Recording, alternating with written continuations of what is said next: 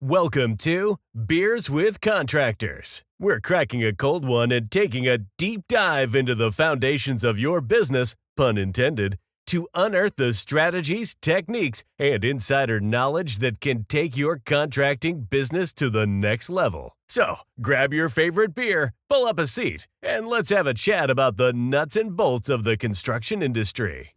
Contractors. Dillon, cracking them open. It's been cracked open for about 45 minutes. We've been drinking. You know, it's funny, before we pressed play on this, you were talking about your beard. You shaved it. It was getting kind of like a pirate-like. Yeah. It was keeping me warm, and now it needs to go away. Was that Lex's persuasion to tell you cut the beard off? She's so back and forth about what facial hair she likes, so it's hit and miss. But she says she likes it all. Maybe she's just telling me that. Being polite. Thanks for grabbing a couple beers. To our listener out there, our listeners, we go back and forth bringing in beer, and Will left some in the car, so he had an emergency run like 20 minutes ago. He threw them in the freezer. Did you remember to get them out? Yes, I did. They're still not cold enough. So I'm tapping into my guest's beard. But anyway, so what you got on your mind today? Yeah, so we've had a lot of conversations about processes, and some folks out there, some listeners, just kind of wondering, where do you start? What are the most important processes to get going? And so I wanted to get your take on this, Will. If you had to come into a company and you wanted to look at one of their processes right off the bat, where would you start? Pick one. This is where you're going to begin. You got your first project. I would definitely go after sales process first. I think sales process is one of those where if you can get that replicated as fast as possible, you can typically create momentum in a business. But also, there's just so many resources on sales out there that you don't have to reinvent the wheel.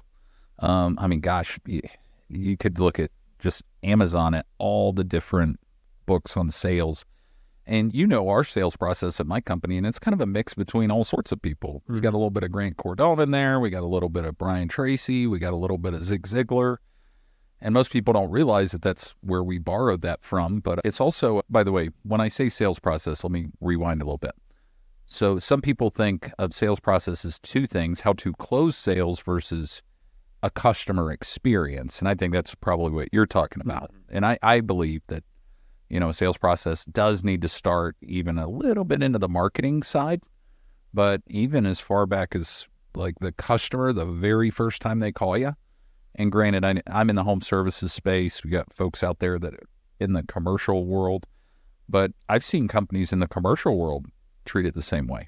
Mm-hmm. For example, like, hey, when we have a RFP come in for a commercial contract, we want to make sure that they get a response within 1 hour that we have received the RFP and what to expect on the next steps for their commercial bidding process. And what it is it's introducing them to say, hey, these are the steps that you can expect, rather than just, we'll get back to you, right?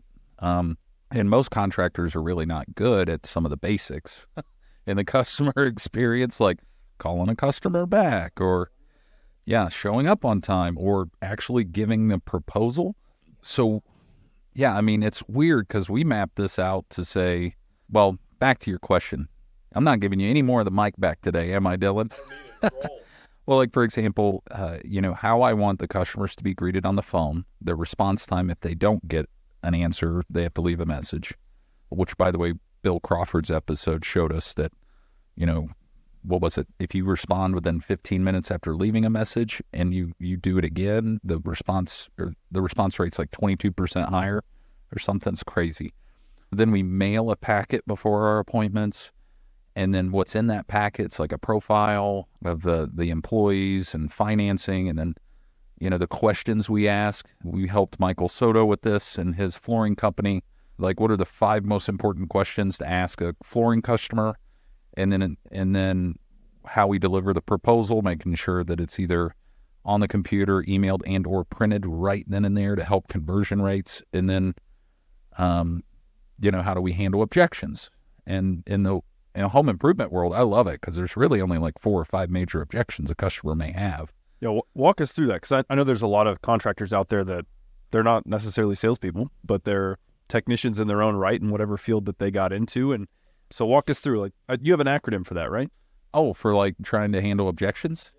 Yeah, I can't take all the credit for it. A good friend of mine, Joe Rusk, probably sitting on his boat out in Florida right now. So Joe, I know you're not listening, but put the beer down, tune in, giving you credit here. So we call it clarify, rephrase, isolate, satisfy, Chris, which is essentially like, the customer is going to give you objections. Like, I'm either getting other estimates, it's not worth the amount of money, your price is not good. It's number 2. I need to talk to a spouse or another person, we call that third party. Solution, meaning I'm not exactly sure your repair or product is going to solve my issue. And then the last one is I just don't have the money to pay for it. That one's easy. You have financing in your company, right? So clarifying is a way to be like, hey, I'm going to type up your proposal while we're working with this. If you had to put pen to paper, what would be most important to you? So I'm clarifying. And they say, well, I'm getting other estimates. So the R in Chris would be rephrase. Okay, so I understand that you would feel more comfortable moving forward with this as long as you knew you were getting a fair price. And then, so now, yes. So what they're really saying is I'm getting other estimates because I want a fair price. So we're rephrasing what they're saying, getting on the same page. Isolate, that's easy. Is there anything else? And then satisfy, and then you build a process around satisfying those bids. And I love it. I've been training salespeople I've been doing it for 20 years, but training salespeople for better part of 16. And it's fun. And the more you do it, it's just conversational. But a lot of it is not just in fancy like scripting and language. It's just what are the very small, easy things you can build into your process that make it easier for the customer to buy. Making sure they get an estimate, e-signatures, making sure that you pick up the phone or return their calls. And when we talk about process and designing sales processes with companies, it's really, I'd tell the owner, I'm like, if you're not in this business, how do you want your customer to be treated in your absence?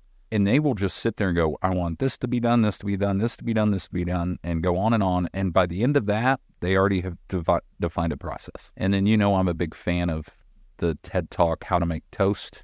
We probably talked about this in past episodes. Have we? Too many beers. We can't remember. Yeah, it was too many podcast beers ago. Yeah. Well, but yeah, that's a great exercise to get your team involved and being like, hey, let's map out our process or customer journey. And it's something I'm passionate about. I love it. I mean, it's really not, you mentioned about most contractors are not like salespeople, but I think Daniel Pink wrote a great book called, Everyone's in Sales or something like that. And it's like your doctor is even a salesperson. They're going to convince you like, hey, you need to have this done in order to lead a healthy lifestyle. And they got to sell you on that. And it just kind of reframes it. The good thing about construction is I feel that the people, if you're in in-home sales or in-home services, customers literally called you to come out. So they're inviting you to do the work. So they want you there. In commercial, same concept. RFPs, they're sending those out saying, hey, we need these submitted so we can get this massively complex commercial project done. And we're just going to keep building houses, and they're going to keep falling apart. We're going to keep building buildings, and they're going to need service and maintenance. So that's kind of my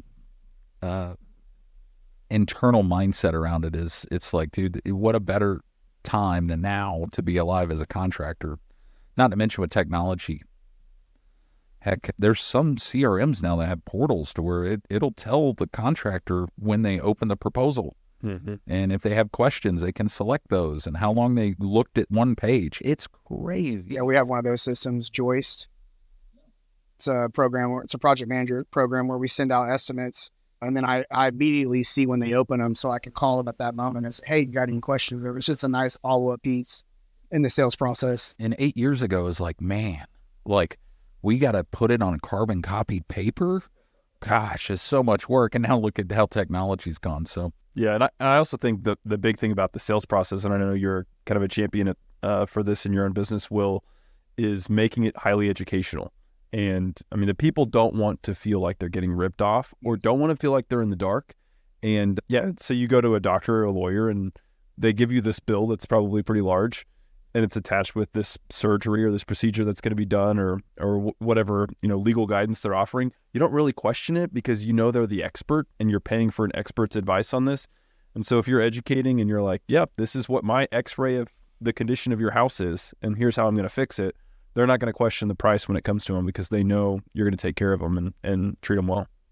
Well, I view that like the consumer behavior obviously goes through changes, and I think we've had a big swing. See, like decades ago, the salesperson had all the information, the customer had nothing because there was no internet, right? And then we got into the internet era, and the customers could very clearly go online, find information about their concerns, and get the information. So now it's like the scale started to tip. And when you talk about education, now it's gotten completely flipped the other way to where it's information overload between social media, forums, YouTube, any HGTV, for crying out loud. It's like, just tell me what's best in the sea of information. And education is the best way to earn a customer's trust. It's just tell them how the world works in your products or services. And by the way, it works that way in commercial too. So, but anyway, this is actually a great segue. You've already been hanging out with our guest today. You can already tell he's a bundle of... I'm a sales guy. That's all I'm saying. I know a few things about some sales. A few things. Not a lot, but a few things. Oh, just a firecracker. Just like the energy went up double. I'm like over here shaking the chair. I want to talk so bad. I don't even know if I'm supposed to... Am I supposed to say something or... We got a third member in our podcast booth today. Let me tell you what. This man will put our beards to shame. Yep.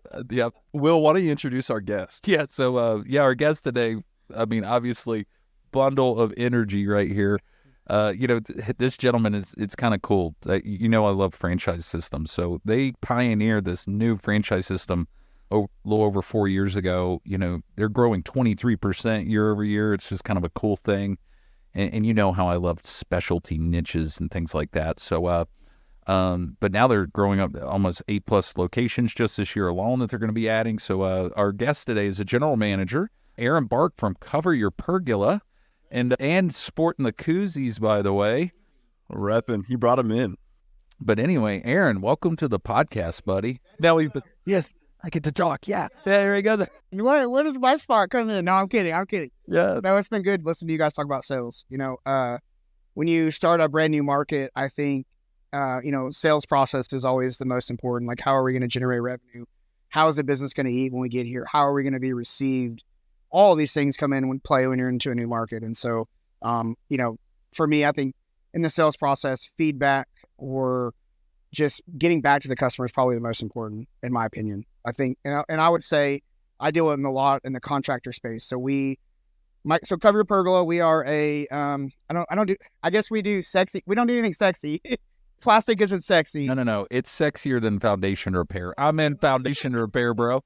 Hey, and it is sexy because I have a pergola and bought this nice outdoor furniture, and then this tree is literally trying to just destroy this furniture with leaves and saplings, and then met Aaron on a business trip, but knew of your company before then, and it's like, oh, cool. But anyway, take us through the genesis. Yeah, I'll explain kind of how we opened up as a concept. So we sell a roofing system for your pergolas, arbors, outdoor structures, greenhouses.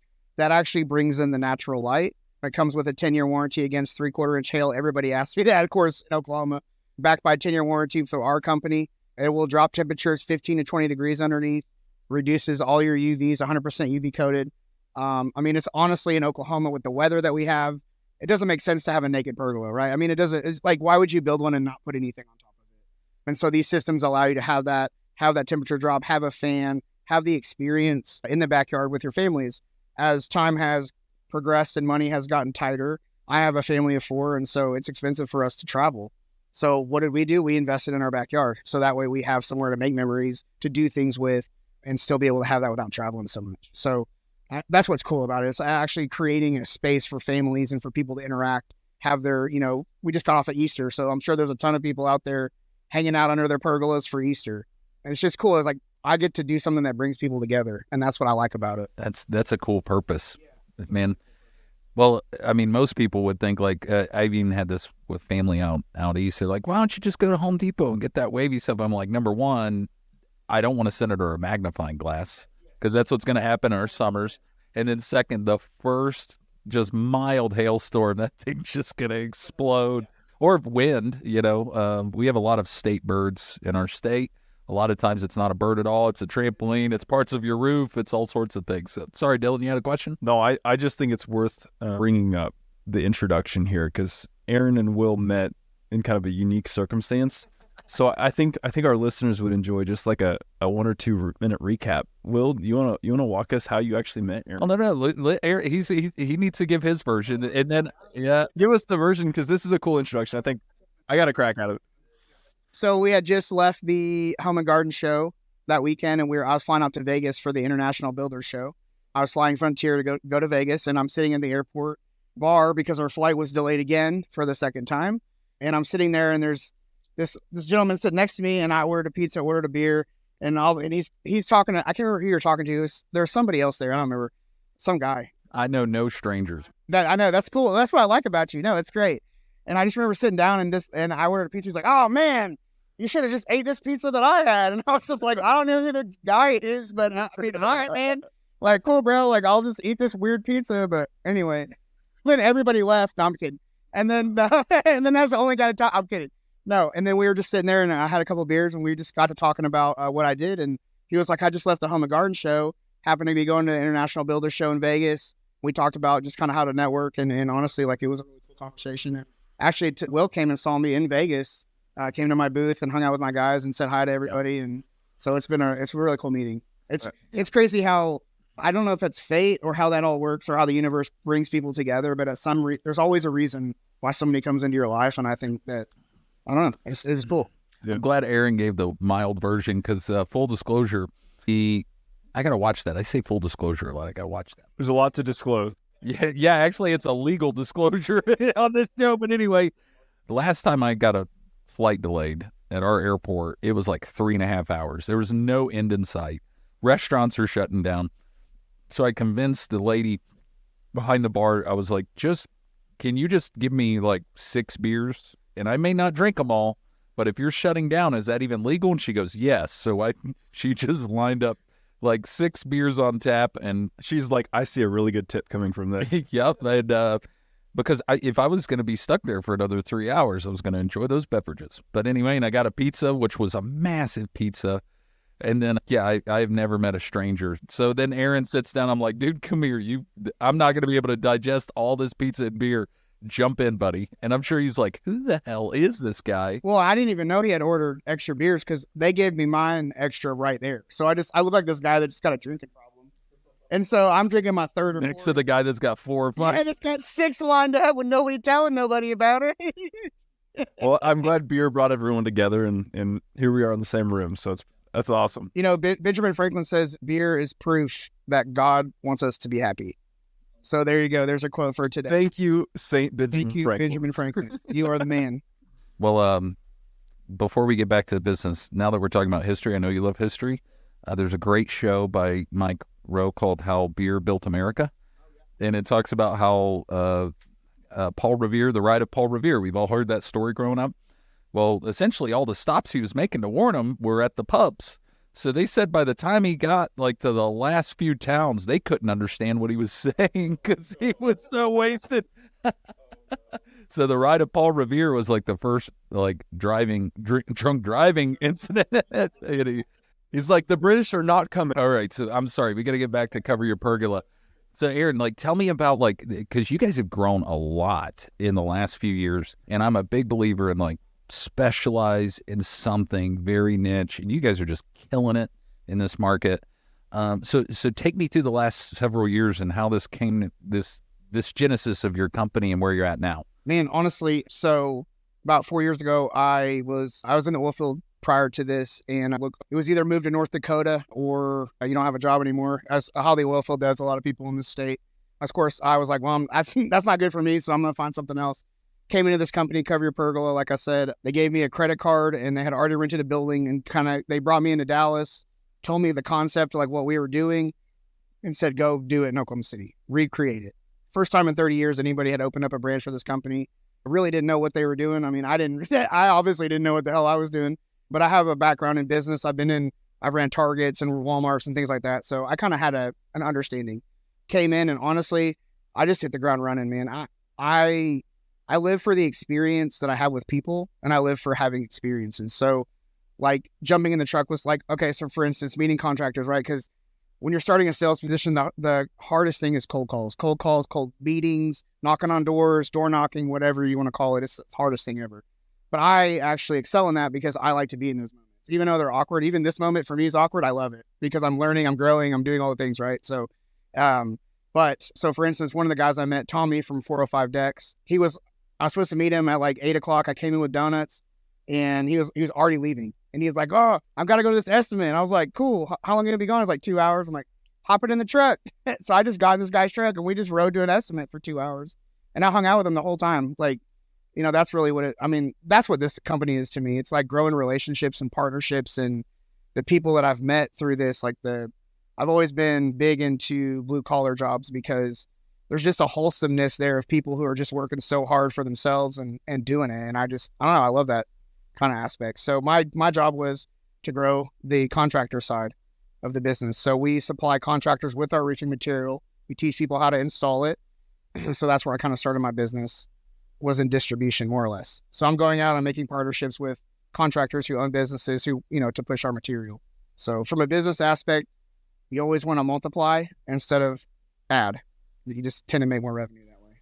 Well, I think we find this in the new economy. When I say new economy, I'm not trying to use a buzzword post-COVID, but like in the franchise economy is a lot of times businesses like yours are a rescue for people in either corporate America or coming out of seasonal or economic swings. And it's like, no, like here you can have freedom in this thing. And that's what I find so cool about some of these specialty niche products, kind of like you guys offer, is because you can take somebody burn out in corporate America, stand up a franchise that, number one, like you said before, you're helping people enjoy their space and it's got purpose and it's obviously profitable and people want it. You said it's not sexy. It is sexy. But yeah, no, that's all right. But no, so on that note, like when you're out there working with other folks in these markets, like what are some of the kind of identifying factors that you guys look for maybe a winning location or a franchisee? Yeah. So, demographics. So, it's kind of funny because Oklahoma City isn't a very good target market. If I'm being honest, from a family income based, we're only like a $47,000 medium average income in Oklahoma City. It's only until you get to Edmond or Tulsa where it gets, a little bit better. But typically we're looking for, urban areas. Phoenix is one, places that, with lots of construction, lots of new building where you have neighborhoods going up where they're cutting down trees and they're cutting down all these things. And then, you have these new developments like in Oklahoma City where you see Edmond start to expand in Arcadia. They're cutting all those trees down and then there's nothing for them to get back there. Where's the shade? Where do you get any, reprieve from the sun here? So we're looking for markets like that, markets with heavy contractor markets. And really, we're just trying to bring plastic to the world here because it's a big thing in like Europe, Switzerland, like in those countries over there, Italy. It's huge over there. It hasn't really made its mark here because this comes all the way up to like 44 millimeters thick. I mean, we can do outside walls with this stuff. It's just a product that nobody knows about that exists. And so I'm just really trying to get it out there for all the engineers and all the, It's largely, it's just because of a lack of education. Like people don't realize it. So like these European countries, they've heard of it on their neighbor's yard or whatever. And so it was all founded and made over there. Typically. Okay. A lot of it's imported. Now we have manufacturing in the United States where we get ours from is Wisconsin, actually, the state. But yeah, so it's just a market like in America. It's steel, it's metal, it's aluminum. It's like they just didn't think about this plastic. People just don't really know it's around. Plastics is $1 billion industry that nobody knows exists because it's not just a plastic bag. Like there's acrylic, there's polycarbonate, there's twin wall poly. I mean, there's so many, different avenues and materials out there that you just don't even know exist to build with. So it's really fascinating.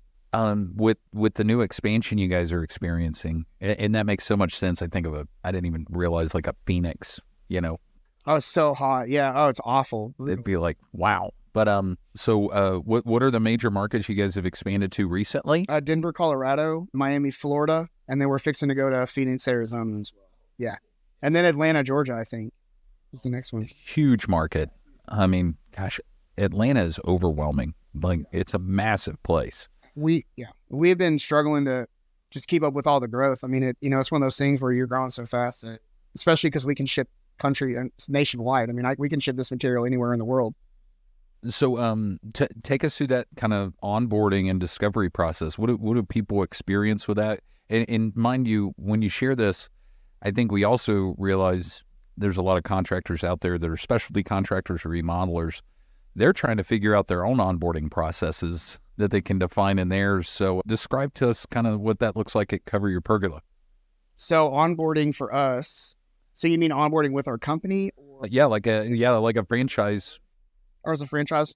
So I mean, obviously you'd want to contact us directly if you're interested. What we do is I go out and meet out with all the contractors. If you want to become a certified installer or anything like that, we do run them through a training program where we come out and install with you and teach you how to do it. And then we let you do it a couple of times. We come and inspect it, and then we can, quote unquote, a preferred contractor kind of thing, which I would prefer. I like to train everybody. So I don't ever find, some companies are like hard on people, like they don't want to train or they don't want to do that, and I just don't agree with that, because I think that lowers your brand recognition and your brand period. So I would prefer somebody to come to me and let me train them how to do that kind of stuff.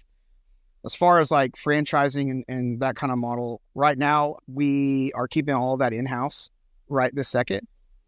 Corporate's going to be, there's going to be corporate units for right now. Well, sorry I misspoke. No, it's okay. I'm actually working on trying to franchise it myself, because I put a lot of sweat and tears in here. So I'm trying to get my buyback as well, because I would love to expand it 100%. Yeah, I mean, that's an incredibly fast way to expand a business idea or market, is when you have people that have skin in the game, both financially and labor-wise. And actually, there's a great book called Franchising Your Business that talks about they use an automotive location as a case study. They had corporate units, and then they decided to franchise. The franchise units performed 20% higher in net profit efficiencies than the corporate units. And I was like, because they had skin in the game. It's crazy. One of the things that's cool about our location, just specific to OKC, is how do I say this? Our branch has the most amount of corporate accounts that are buying 20 more times or more from us and than anybody in the company. And we've only been here for 4 years. I totally ignored that, because a part of this business is not just like meeting people like me that's getting like showered on by this damn tree in my backyard. By the way, you should also sell chainsaws too. It would be a great add-on. Yeah. Polycarbonate chainsaws, that'd be dope. That'll fix the pergolation. But there's a whole other business-to-business side that I totally forgot about here. So describe that. So you're talking about contractors? Yeah, and also like the commercial world. I mean, yeah, man, we're in everything. So I'm working on my way up in the company, and so like one of the challenges of OKC is we're cold. So we also we also service 8 states out of this location. So I'm in charge of the whole Midwest, which unfortunately every state that we have is cold. So as you can imagine, I freak out in the first and last quarters of my business year. But so I'm working on new verticals, always trying to find work. Where can I go? I've had a lot of success in the car wash business, which a lot of people don't know about as well. We go into that market. We cover their long tunnels with polycarbonate. We can do the inside panels too. We're in big commercial greenhouses. I do a lot of marijuana grows throughout Oklahoma. That's very popular here, as we all know. Becoming popular in several states. Yes, they're getting ready to. I wonder if Texas will ever pass it. Yeah, I mean, it's only a matter of time before the wave starts to and that expands, obviously, commercial warehousing markets and industrial markets. So it's just wild to see. So we're in that. We're also, of course, in the backyard space all the time. Pergolas, arbors, anything that you have with your outdoor living companies. I'm trying to think of anything cool that we've done, like a way off industry that we never think of. I did do a mobile medical unit with OU. Their Department of Architecture built a mobile medical unit for one of the tribes. Oh, I saw that through Dr. Ben Bigelow's program at the CMS labs. Yeah, so that's my stuff. Yeah, I donated all that material so they could have that. Yeah, and by the way, if you're one of our 3 listeners, you should go to OU. It's the Haskell and Lemon. Gosh, don't get angry at me if I slaughtered this. Haskell Lemon Construction Science Program. Yeah, it's really long. So Dr. Ben Bigelow, search him on LinkedIn and look backwards through his feed. That is there. I saw it. It is so cool. And they built it with the CNC machines, and then it got covered. So that's world's getting tiny, man. That's crazy. And what's cool about OU is they do a lot. So it's the Gibbs College of Architecture is who I work with. Brian Bloom is the professor out there that I work with most of the time. But we've done 4 greenhouses now. They do greenhouse projects for schools. And what's cool about it is it's a class to teach young adults to be contractors.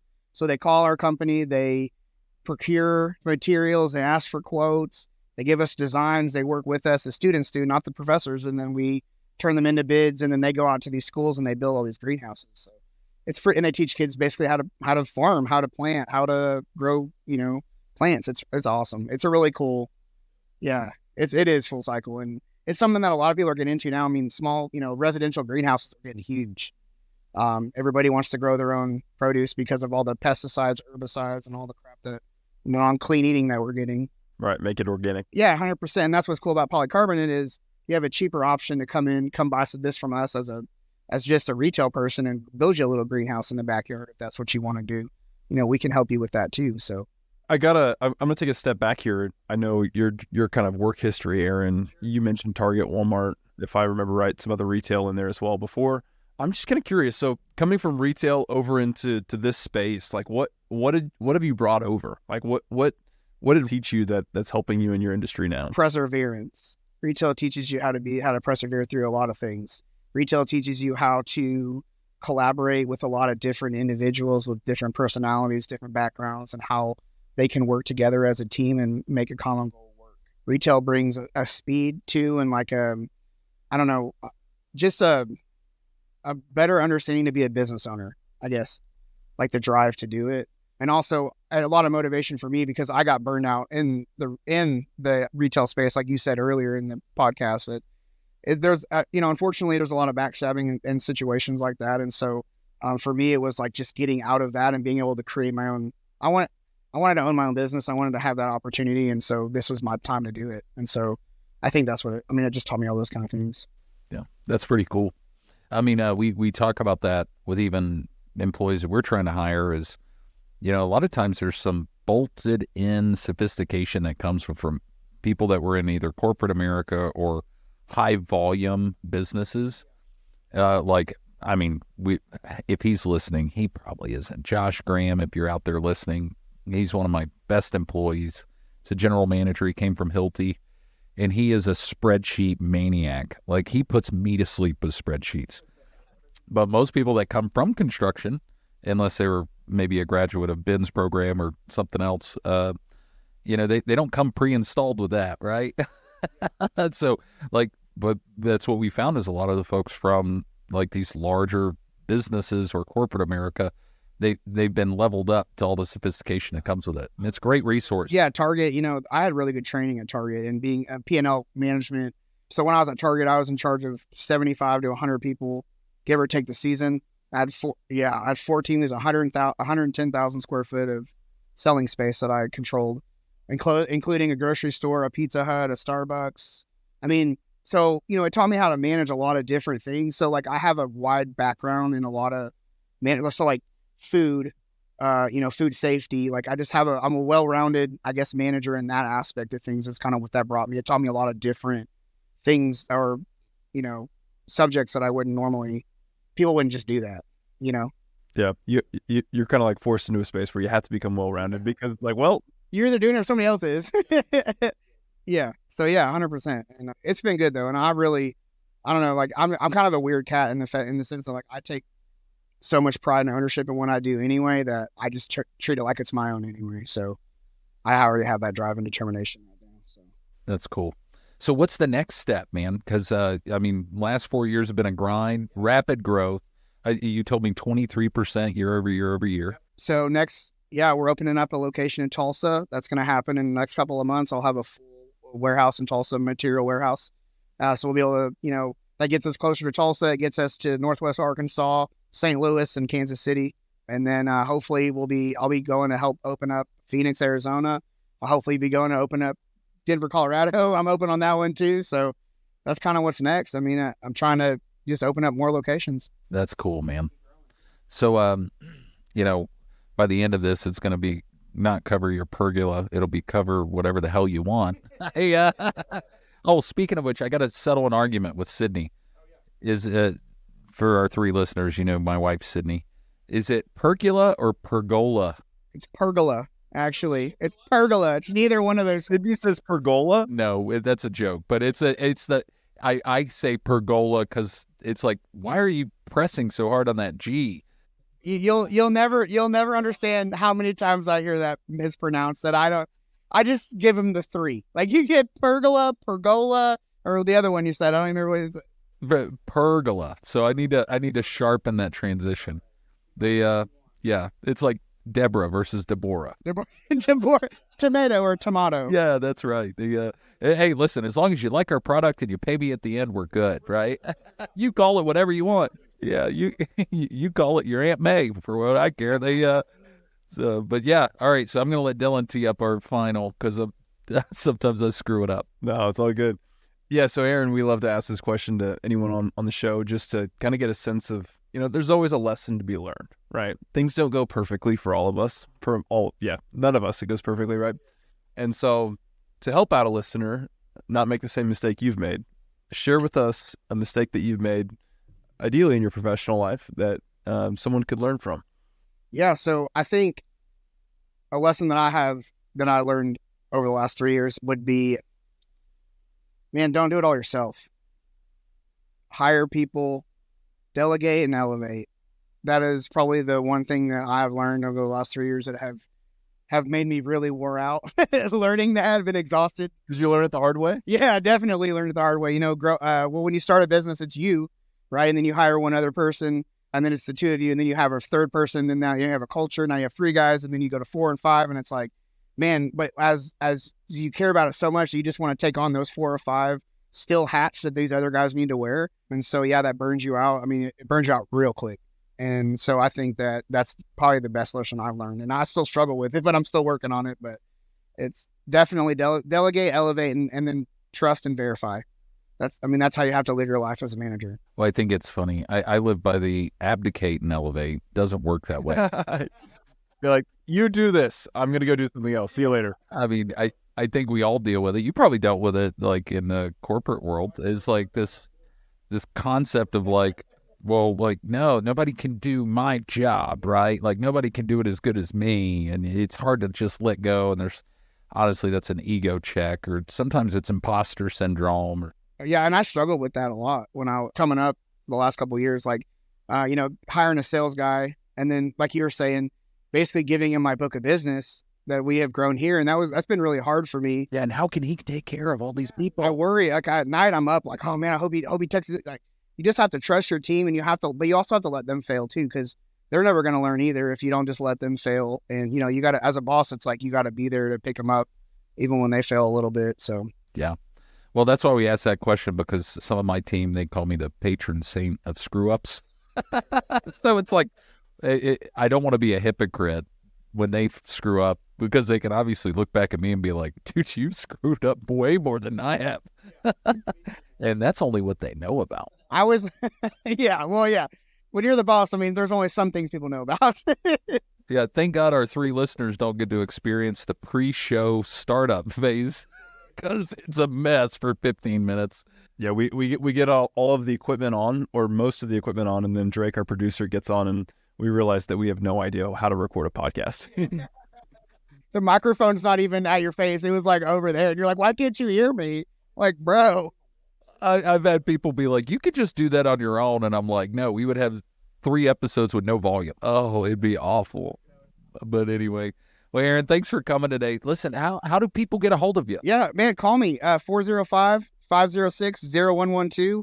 My cell phone's 405-651-7275. Hit me up.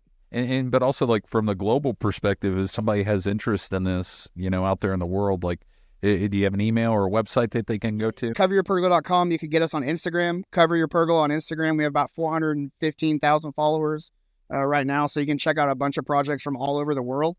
That's another cool thing that we do is when we partner with contractors, we ask them to send us their content that they're doing the installs and the builds, and we're able to load them and do like a collaboration on Instagram, so everybody gets a little piece of the marketing puzzle. So it's pretty cool because we have this huge collab of just all these pergolas and ideas you can get from for days. So, and it's all free out there. Go to YouTube too. Pergola your pergola on YouTube. We have DIY installation videos, all the stuff. So I think we just crossed 14 followers, right? Yeah, if we're in the teams, maybe. Well, yeah, we're starting to grow hair in funny places, aren't we? I've actually, every night I just make another account with another email. there's all these bots sitting around. Yeah, the bots. Yeah, no, actually, I saw the other day. I was like, yeah, we gained 3 followers in the last month.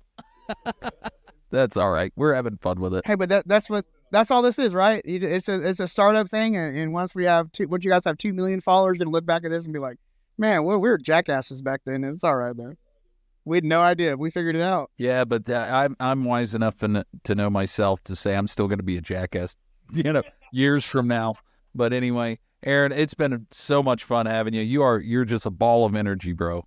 And I'm excited just about your concept and where you guys are going. That's why, when we met, not even before knowing what you did in business, we were just going to have a lot of fun together. But I am genuinely excited about the prosperity that it's going to bring to a lot of people when you guys continue to grow.